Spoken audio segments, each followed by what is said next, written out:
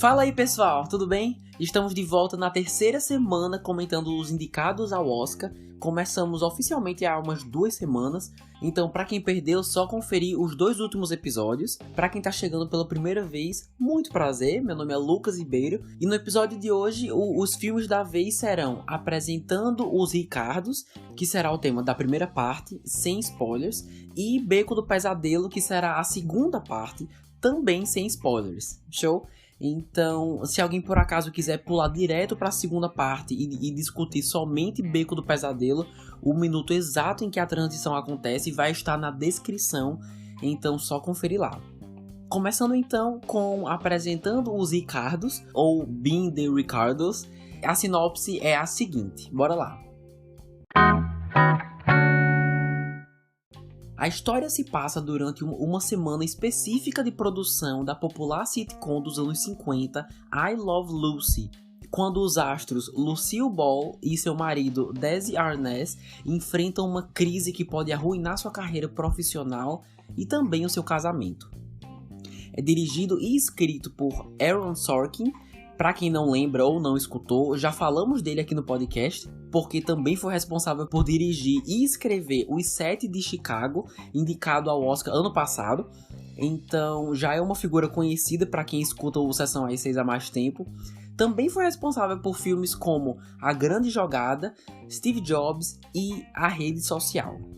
Olha, confesso que eu já estava de olho nesse filme antes dos indicados saírem, simplesmente por ser uma trama que me agrada, sabe? Por entretenimento pessoal mesmo. Os bastidores de uma produção audiovisual de época é uma coisa que eu realmente tenho interesse. Tinha gostado do trailer e ainda tem a Nicole Kidman, né? Que é maravilhosa. Então já tinha chamado a minha atenção. Se não me engano, lançou no final do ano passado, mas com a correria acabei não tendo tempo para assistir. Então, imagine a minha surpresa ao ver que foi indicado ao Oscar 3 vezes ainda.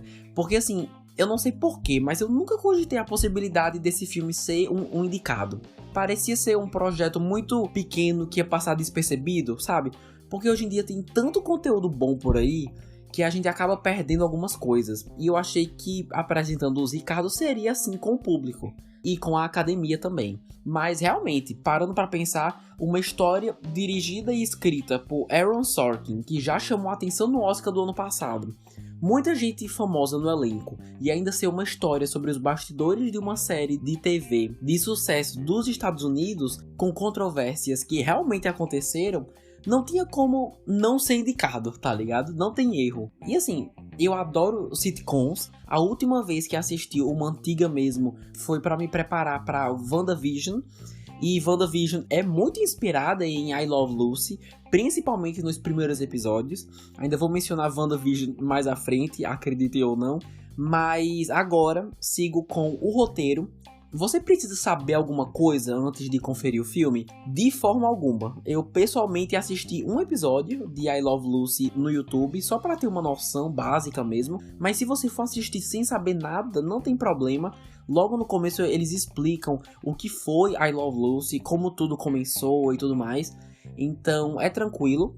Mas sobre a história mesmo, realmente, quem curte bastidores de Hollywood, marketing, deve se interessar com certeza, porque todos os comentários sociais, e não são poucos, são feitos por meio da perspectiva hollywoodiana da época, como a fragilidade da sociedade dos anos 50. Eles abordam muita coisa em apenas uma semana dentro da narrativa, tudo extremamente interessante. Por exemplo, a gravidez. Só do fato de você mostrar uma mulher grávida em TV aberta já era um tabu absurdo, porque você logo associava com o sexo, né? Aí tem que pensar se o público mais conservador vai deixar de assistir por causa disso, como afeta a audiência de forma geral. E sabe o que também deve ser levado em consideração? A imagem da mulher. Se você tem uma personagem feminina que aparece na TV toda semana e de repente sua imagem física começa a mudar, também há uma preocupação em volta disso por causa do padrão estético. A beleza também atrai audiência, isso até hoje. Então, uma mulher grávida seria, na visão de muitos, indesejada, o que poderia afetar a audiência. Mostrar um bebê também tem esse efeito. Tem muitas coisas nesse filme que nunca passaram pela minha cabeça, mas quando eles mostram, eu ficava, meu Deus, é mesmo, né? Faz sentido sim. Tipo isso que eu falei, da preocupação dos executivos em se desvincular, em esconder a imagem do sexo ou de um casal protagonista que faz sexo. O roteiro também reforça algo que já discutimos nos episódios anteriores, que é a representatividade. Antes de ser algo comum e incentivado, apenas, entre aspas, o estilo de vida americano era aceito pelos donos de emissoras. Não quero entrar em detalhes, mas só dando uma noção mesmo para quem não assistiu, I Love Lucy é sobre um casal comum e tradicional dos Estados Unidos, formado por Lucy e Ricky.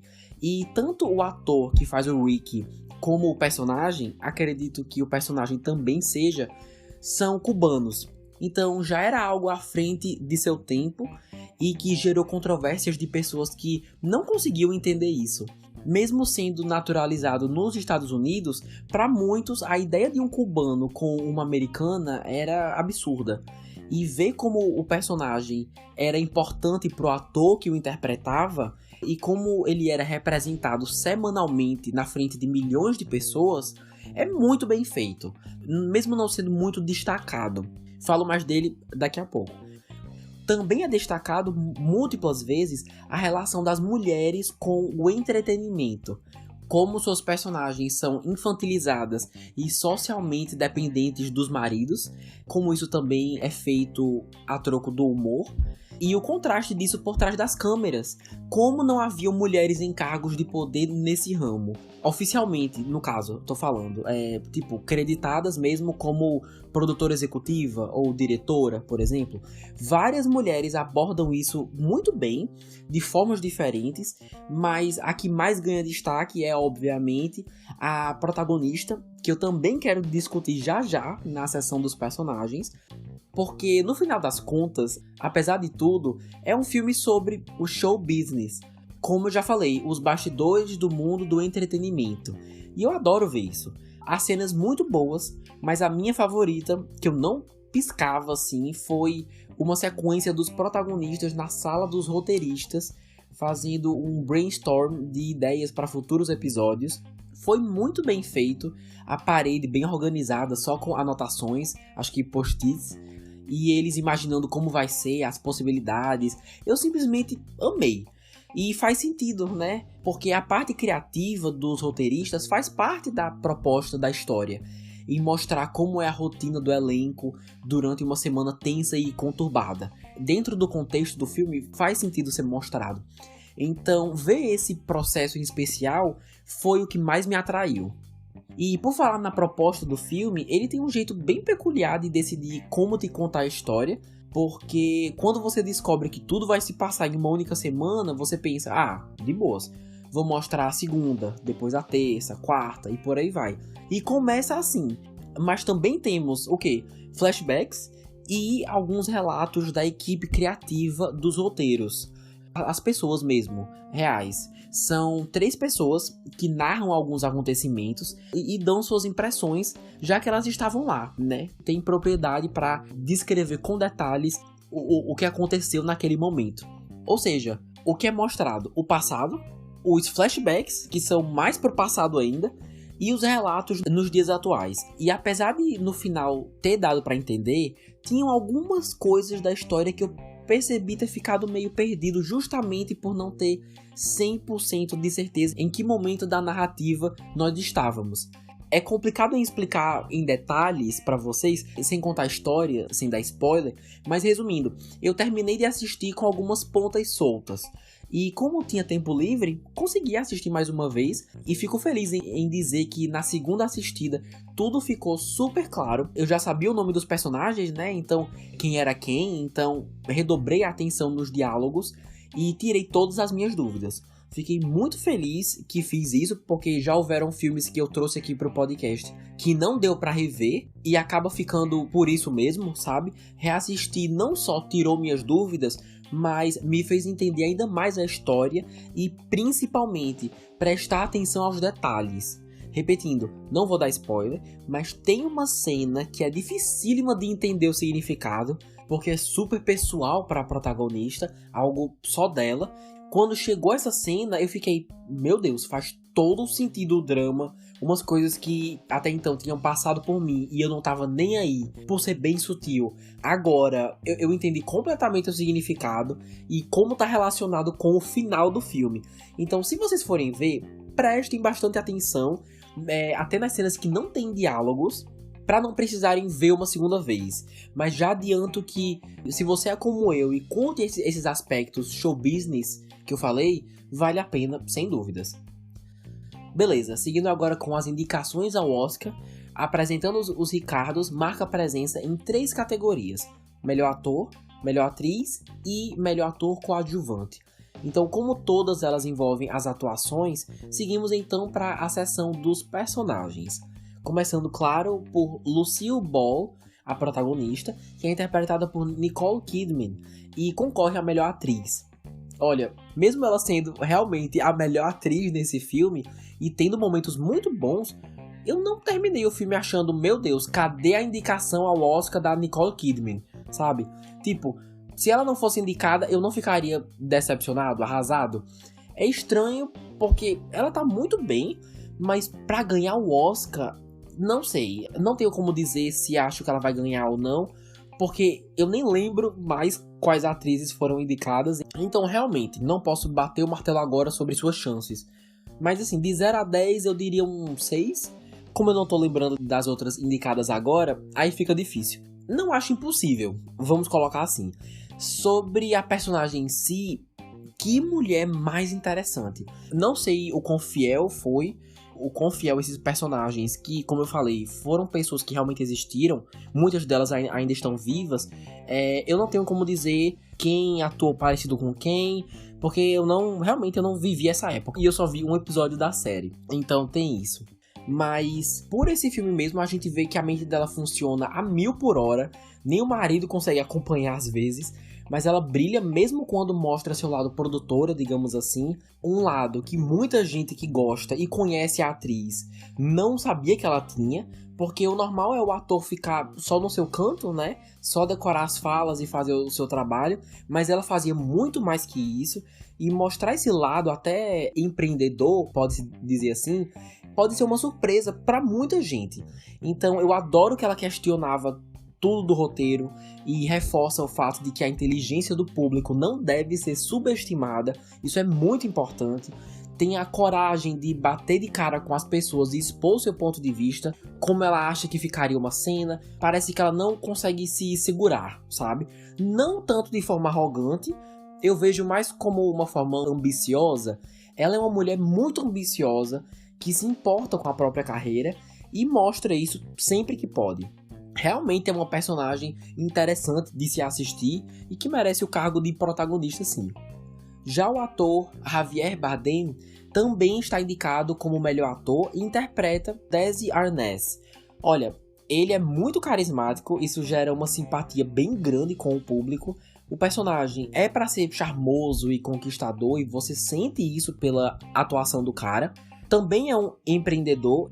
E como eu falei antes, observar o Desi Arnaz se preocupar tanto com o modo em que ele e os roteiristas apresentam um personagem cubano para uma sociedade dos anos 50 é muito bacana, mesmo que tenha sido breve.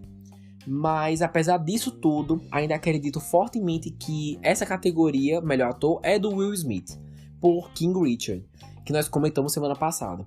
Com certeza o Javier vai ganhar mais trabalhos por causa dessa indicação, mas vencer não teria tanta certeza. Outra coisa interessante também é a relação dele com o seu par romântico, a Lucille. Do início ao fim, vemos um amor cheio de dúvidas e intrigas, e como suas ambições profissionais interferem nas suas vidas amorosas, no seu casamento, né? Como fazer para conciliar a arte com o amor, como fazer dar certo. Também são temas muito bem abordados e que ao mesmo tempo exploram os próprios personagens e a vontade que eles têm de permanecerem juntos, mas ao mesmo tempo de serem profissionais de sucesso. Então é outra coisa que vale a pena trazer aqui. E por último temos o ator J.K. Simmons, que concorre como o melhor ator coadjuvante por interpretar o William Frawley, um outro ator que contracena com o casal. mas nunca que eu o indicaria como ator coadjuvante. Seu papel não é grande o suficiente para roubar a cena, sabe? Tem tantos personagens, sejam principais ou secundários, que fica difícil ser um diferencial. E eu não acho que ele consegue fazer isso, sinceramente. Também não lembro muito dos outros indicados, infelizmente, mas tenho quase certeza que quem vai ganhar é uma outra pessoa, alguém que marcou mais presença na tela. Assim, eu gosto bastante do ator, mas tá longe de ser sua melhor performance, que pra mim seria na minissérie Defending Jacob, da Apple TV Plus, ou Em Defesa de Jacob, em que ele tá, assim, excepcional. Galera, só uma coisa, tem uma fala que me chamou bastante atenção, e eu até anotei aqui e queria compartilhar com vocês, diz respeito a sitcoms em geral, comparando com uma história infantil, que é basicamente assim, como se uma bruxa tivesse amaldiçoado uma mulher, e ela seria adorada pelo homem que ama, mas apenas enquanto ela estiver neste local. No caso, no set de filmagem, né? Não quero dar contexto nenhum da cena, mas achei uma comparação tão interessante, porque, gente, pensa comigo, esse não é o plot de WandaVision. Eu pausei e pensei, essa pessoa acabou de descrever a sinopse de WandaVision. Uma bruxa adorada pelo homem que ama, mas desde que ela se mantenha nesse local. E sabendo que WandaVision é justamente uma homenagem a diversas séries antigas, incluindo I Love Lucy, aí é que eu achei mais genial ainda. Não sei se foi só coincidência ou não, mas eu adorei. Foi quase um easter egg. Era só isso mesmo, agora seguindo com os números. Eu procurei e também não achei o orçamento desse filme, muito estranho, mas de acordo com a Wikipédia, arrecadou aproximadamente 450 mil dólares. Esse valor deve ser o dos cinemas, certo? Os cinemas seletos, que não devem ter sido muitos, como é o filme da Amazon, então eles sabiam que não adiantava colocar em todos os cinemas. Alguns específicos já são bastante para ser elegível pro Oscar, porque eles têm o serviço deles, né? Então, como o número de acessos em plataformas digitais raramente é divulgado, então dificilmente vamos ver algo certeiro, sabe? Algum número exato sobre as visualizações na Amazon, que é o que deve ter dado mais lucro, com certeza. Mas a quem interessar, já está disponível no catálogo da Amazon Prime. Olha, no fim das contas, Apresentando os Ricardos, ou Being the Ricardos, é um ótimo filme sobre a dura realidade do show business e como o entretenimento pode ser político e social também. Tudo isso com excelentes atuações, cabelo, maquiagem, cenários, tudo de época, e é bem mais engraçado do que eu esperava, tá? Crédito a eles por isso também. Tem umas cenas bem descontraídas, e se vocês acham que eu entreguei muita coisa da história, nem se preocupem, há diversos pontos importantíssimos dessa narrativa que eu não mencionei nenhuma vez. Ainda dá pra assistir e ser surpreendido, o que eu recomendo fortemente que vocês façam. Sim, gente, nem falei do Aaron Sorkin, né? Mais uma vez ele entrega um filme muito bem dirigido e com um roteiro muito bom. E assim como em Os Sete de Chicago, ele trabalha bastante com a mistura de ficção com realidade. Mas apesar de ser mais uma obra sua de qualidade, pra mim, Os Sete de Chicago ainda consegue ser melhor no quesito direção e roteiro. Lá eu senti que o roteiro é mais rico, havia uma riqueza de detalhes maior. Por ser um julgamento envolvendo direitos civis, você sente ainda mais os aspectos sociais, ainda mais do que aqui. E a direção casa muito bem com o roteiro, no modo como eles escolhem contar a história, de modo que toda hora você fique surpreso com uma nova revelação durante o julgamento, sabe? Então, não é que Apresentando os Ricardos é ruim, mas em Os Sete de Chicago, nesses aspectos especificamente, direção e roteiro, ele se sobressaiu bem mais. E dito isso, chegamos ao final da primeira parte desse episódio, encerrando a discussão sobre Apresentando os Ricardos, já disponível, como eu falei, na Amazon Prime. Quero muito saber a opinião de vocês. Se quiserem trocar uma ideia, só mandar uma mensagem lá no Instagram, @sessãoas6. Mas para quem vai ficar, daremos início à segunda parte, discutindo também, sem spoilers, O Beco do Pesadelo, também de outro diretor bem reconhecido. Então, bora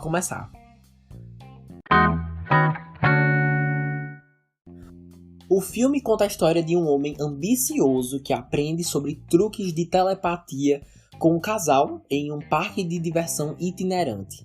Após conhecer e se apaixonar por uma jovem, ambos saem em busca de uma vida mais luxuosa em Nova York, tentando a sorte com os truques aprendidos.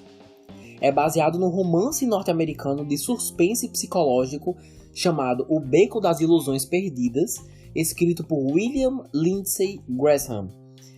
E é dirigido, coproduzido e co-escrito por Guilherme Del Toro, bem aclamado aí por filmes como Labirinto do Fauno e A Forma da Água. Bom, não tenho tanta coisa para dizer sobre esse filme em especial. Desde que saiu o primeiro trailer, fiquei bastante intrigado, porque parecia ser o tipo de mistério que você simplesmente tem que conferir. Foi muito bem editado, o drama, a combinação da música com a narração e as cenas que estavam sendo mostradas, tudo muito envolvente. E agora que finalmente assisti, tem uma parte de mim que acredita que o trailer me induziu para a direção errada. Não sei o quão equivocado é dizer isso, mas o trailer brinca com uma dúvida. Estamos falando de um homem ou um monstro? Homem ou monstro? E eu imaginei um monstro literal, sabe? Que realmente veríamos um monstro na história. Aí eu já comecei. Quem seria? Quando iria aparecer? Quem é o monstro? Não sei se o que eu vou falar agora é spoiler ou não, mas tô meio frustrado, então não tô nem aí. Basicamente, quase tudo nesse filme é metafórico. A história inteira é mais forte quando você para e pensa no que ela pode significar, o que o diretor quis dizer com isso, qual a sua interpretação, aonde ele quer chegar. E assim, claro que não tem problema nenhum nisso, óbvio, mas essa semana eu descobri que tô num momento da minha vida em que eu não tenho tanta paciência pra me divertir pensando muito, sabe? É até engraçado falar, não sei se é o efeito do Oscar ou não, ou de ter que analisar com detalhes os filmes toda semana, porque querendo ou não, acaba sendo um pouco desgastante. Inclusive tô planejando minhas férias, mas eu achei que Nightmare Alley seria a primeira fuga por meio de um entretenimento simples, mas bem feito, sabe? Não tão cabeça, mas, como eu falei, simples, mas bem feito. E não é isso, eu tava enganado. Então, administre bem suas expectativas. Quer dizer, nos primeiros 30, 40 minutos, ele é exatamente isso. Um filme fácil de entender, muito profissional, com aspectos técnicos bem executados, mas do meio em diante, aos poucos, deixa de ser isso. Então, bora seguir pro roteiro, que vai ficar mais fácil de aprofundar esse meu ponto de vista. Olha, Guilherme Del Toro tem seus momentos na direção, ele tem uma atenção aos detalhes que é bem legal, sabe os momentos certos para trazer uma atmosfera mais dramática e misteriosa. Tem uma cena à noite, num jardim, nevando, que a câmera foca num corredor com uma pessoa no final, que foi lindo de se ver, mas apesar disso tudo, seu maior acerto, sem dúvida, é o roteiro. Assim, mas com um grande asterisco. Percebe-se realmente o talento de Guilherme Del Toro bem mais na história do que na direção. Pelo menos foi a impressão que eu tive. Há diversos diálogos e monólogos que são muito bem escritos, que realmente te faz pensar, seja sobre a vida, Deus, a necessidade das pessoas em serem vistas e notadas. Tem seus acertos com certeza, e o final é excelente. Não nos últimos 30, 20 minutos, não. Nada disso. Tô falando da última cena mesmo. Os últimos 5, 3 minutos, quando eu entendi o que estava acontecendo, achei genial. A maneira como o filme acabou foi incrível, inteligente e deixou uma impressão. Como um filme escolhe terminar é muito importante. E foi marcante mesmo. Agora vamos para os pontos não tão positivos. Primeiro, não tem uma reviravolta. O trailer e até mesmo o próprio filme, quando você assiste, tem uma atmosfera tão misteriosa que ele dá a falsa sensação que tá te prometendo uma reviravolta, um plot twist.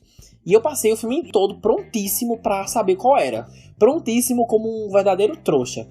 E não tinha nada. Absolutamente nada. Quer dizer, tem uma mini surpresa no terceiro ato, que não é explicada direito, mas assim, nem a pau que é uma reviravolta, tá? Não chega a ser não vale, é café com leite. Eu sei que é mais uma questão minha, das minhas expectativas, do que ser um problema do filme. Mas mesmo assim, queria colocar aqui na parte não tão boa do roteiro, porque com certeza vale a pena ser mencionada. Outra coisa também é o ritmo. Quando o filme faz um salto no tempo, aos poucos o ritmo vai ficando mais devagar. Não chega a ser super tedioso, mas a dinâmica que o roteiro se dá ao trabalho de construir no parque de diversões lá, no que eles chamam de carnaval, né? Com muita coisa interessante para se ver, muitos personagens, suas performances. Basicamente, vai tudo embora quando avançamos no tempo. Não é que o filme vai perdendo foco, não é isso, mas como o ritmo muda, ele corre o risco de ir perdendo um pouco a atenção do público. Pelo menos foi o que aconteceu comigo. E por falar em foco, apesar de trazer interpretações interessantes sobre o ser humano e como entretenimento e ilusão são duas palavras que andam muito juntas, mesmo assim eu ainda não tenho certeza do que o diretor queria trazer com esse filme. Qual é o objetivo? O que a história quer dizer com tudo isso, sabe?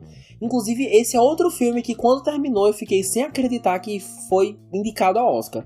Tirando figurino e ambientação, não tem necessidade de incluir o Beco do Pesadelo na edição desse ano.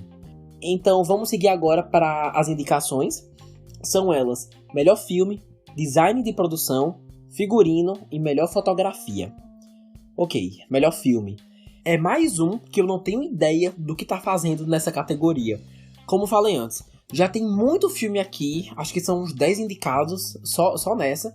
E eu não vejo como o Beco do Pesadelo pode ter uma chance contra os mais fortes, sabe? Como Ataque dos Cães e King Richard, por exemplo. Então, nesse quesito, não tenho fé nenhuma. Já o figurino é muito bom. Filme de época sempre conquista uma vaga nessa categoria.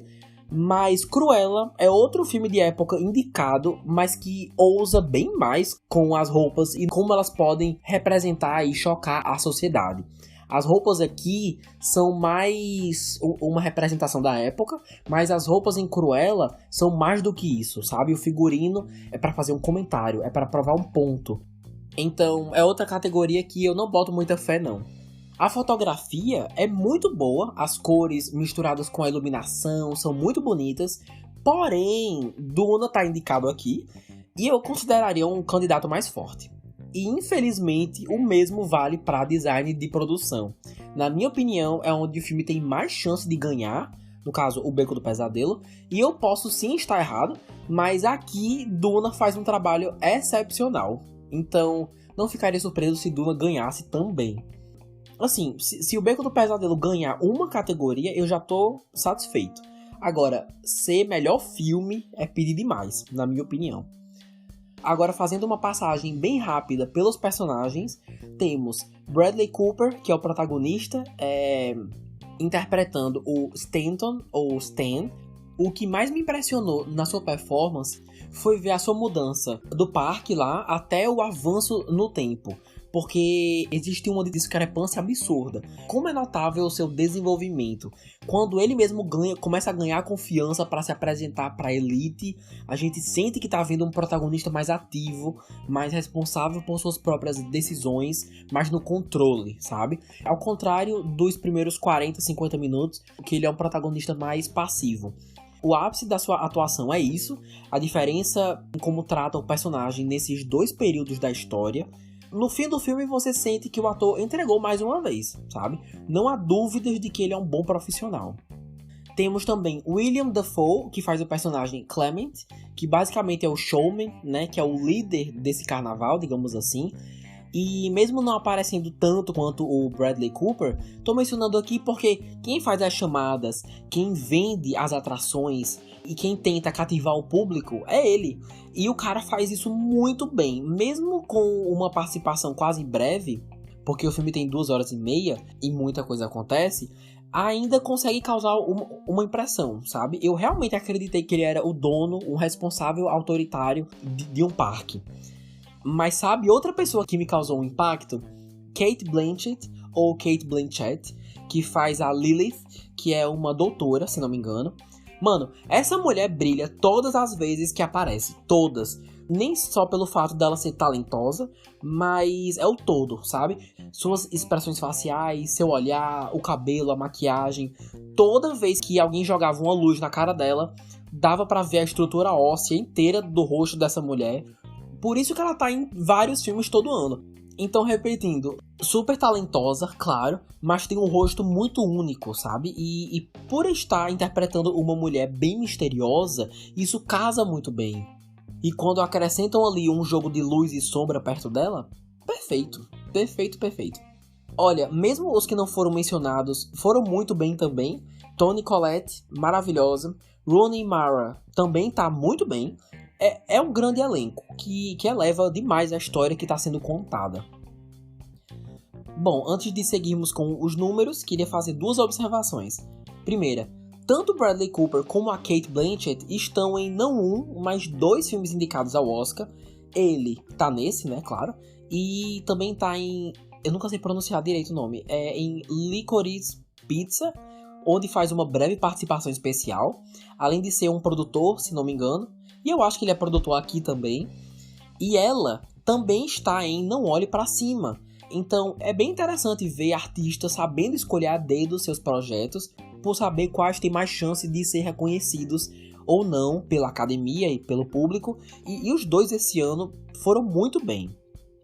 A segunda coisa é que, sem saber, o podcast de hoje foi sobre 2 filmes que abordam a relação do homem e da sociedade com o entretenimento de um período específico. Olha só que legal, a dupla certa para ser discutida na mesma semana. Perceberam isso? Bom, de acordo com a Wikipedia e o site Box Office Mojo, o orçamento, o custo para o filme ser feito foi de 60 milhões de dólares e em todos os cinemas em que esteve em cartaz arrecadou mais de 37 milhões de dólares mundialmente.